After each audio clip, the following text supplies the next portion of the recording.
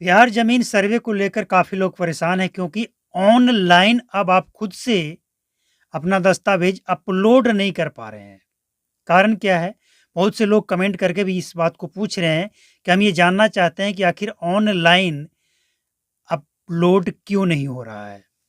जैसे ऑप्शन दिया गया था ना कि ऑनलाइन और ऑफ़लाइन। अधिकारी अगर आपके पास आते हैं या फिर आप जाकर प्रखंड में खुद से अपना दस्तावेज़ जमा करा सकते हैं।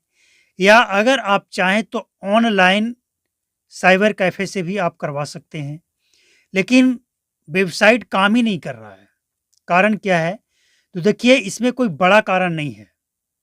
कारण सिर्फ़ इतना है कि जैसा कि आपको पता है बिहार सरकार का वेबसाइट कब फ़ेल हो जाए, कुछ कहा नहीं जा सकता है।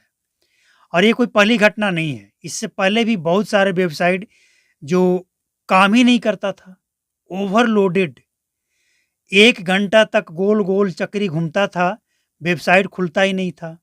बहुत सारे ऐसे जातीय आवासीय बनाने के लिए अगर कोई ऐसा स्कीम निकल जाता है ना, कोई ऐसा सरकार के द्वारा माँग कर दिया जाता है कि आपको जातीय आवासीय इतना दिन के अंदर जमा करना है, तो बिहार में जातीय आवासीय बनाने के लिए इतना लाइन क्यू में इतने लोग लग जाते हैं कि जो वेबसाइट है वो हैंग करने लगता है। तो उसी तरह का ये मामला है। वेबसाइट जो है वो बंद नहीं हुआ है। असल में वेबसाइट जो जिस पे अपलोड करना है दस्तावेज़, ज़मीन सर्वे से जुड़ी हुई दस्तावेज़, वो वेबसाइट इस समय इसलिए नहीं खुल पा रहा है क्योंकि कुछ त्रुटियाँ हैं, कुछ कमी है, कुछ टेक्निकल इश्यू है जिसके कारण।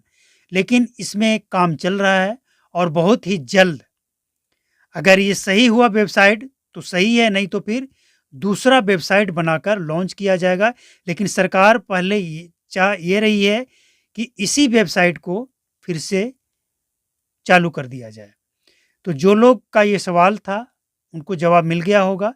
टेक्निकल इश्यू है और जैसे ही इसमें सुधार होगा, इसे ओपन कर दिया जाएगा। इसके बाद आप खुद से घर बैठे मोबाइल से या फिर साइबर कैफ़े से आप अपना दस्तावेज़ अपलोड कर सकते हैं, ज़मीन सर्वे से जुड़ी हुई।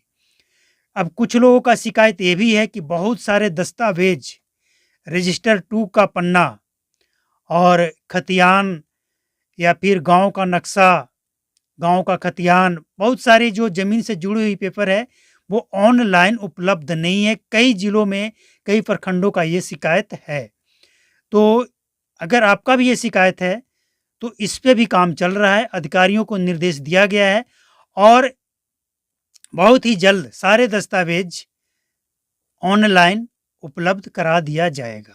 सरकार का इस पे पूरा फ़ोकस है। इसके बाद एक और सवाल है लोगों का कि जो अधिकारी हैं, वो परिमार्जन नहीं कर रहे हैं। कई महीनों से, कई वर्षों से दिया हुआ है, उनका रसीद नहीं कट रहा है और पैसा माँगा जा रहा है। ये जो शिकायत है, इस पे भी काम चल रहा है। आपको एक पैसा देना नहीं है और आपका काम भी होगा, करना पड़ेगा। और अगर नहीं होता है, तो आप शिकायत कीजिए, कंप्लेन कीजिए। कंप्लेन नहीं सुना जाता है, तो फिर सोशल मीडिया का सहारा लीजिए। एक बार अगर किसी का कंप्लेन, किसी का शिकायत, किसी का प्रूफ़ के साथ, पक्का प्रूफ़ होना चाहिए। अगर वायरल हो जाए ना, तो वो कार्रवाई होती है कि आने वाले 7 नस्लें काँपती है भ्रष्टाचार करने से। तो ये आप भूल जाइए कि कार्रवाई नहीं होती, कार्रवाई सख्त होती है, बस सबूत होना चाहिए। आप आरोप लगाते हैं लेकिन सबूत नहीं है तो कार्रवाई नहीं होगी। सबूत होना चाहिए और बहुत सारे लोग अपना दस्तावेज़ जमा कर चुके हैं। बहुत से लोग अभी कुछ भी नहीं किए हैं। तो जो लोग कुछ नहीं किए हैं, वो जल्द से जल्द अपना दस्तावेज़ इकट्ठा करके अपलोड कराएँ या फिर जाकर जमा कराएँ, क्योंकि ज़मीन सर्वे का काम हर हाल में होगा। ये रुकने वाला नहीं है, नहीं रुकेगा। और जो भी दस्तावेज़ आपके पास है, भले ही कंप्लीट ना हो, लेकिन आपको प्रपत्र 2 भरकर और सारी जानकारी देकर ज़मीन सर्वे में भाग लेना है, नहीं तो आने वाले टाइम में परेशानी आपकी खुद बढ़ेगी। जो लोग ये सोच रहे हैं ना कि हम ज़मीन सर्वे में कुछ नहीं करेंगे, तो क्या होगा? हम अपना ज़मीन सर्वे का काम नहीं करवाएँगे, कोई दस्तावेज़ नहीं देंगे। देखते हैं सरकार क्या कर लेगी, कैसे मेरा ज़मीन छीन लेगी। जो लोग इस तरह की बातें सोच कर बैठे हैं, उनको हम बता दें कि बहुत से लोग आज पछता रहे हैं कि मेरा खुद का ज़मीन आज सरकारी हो गया। क्यों हो गया? क्योंकि वो भी कभी अकड़ कर बैठे थे और जब पेपर उनके खिलाफ हो गया, तो आज वो बैठकर रो रहे हैं कि कहाँ जाएँ, किसके पास जाएँ, कौन सुनेगा? तो अब आपकी बात कोई सुनने वाला नहीं है, क्योंकि समय समाप्त हो चुका है। हर चीज़ का एक वैलिड डेट होता है, वो वैलिड डेट निकल चुका है।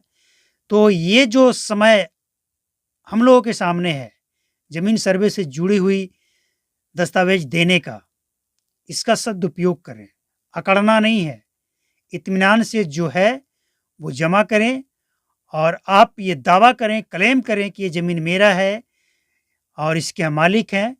इसके बाद आप प्रूफ़, चाहे खतियान हो, केवाला हो, जो भी प्रूफ़ आपके पास है, उसको जमा कीजिए ताकि सरकार को ये लगे कि वाक़ई ये ज़मीन आपका है और आपका ही रहेगा।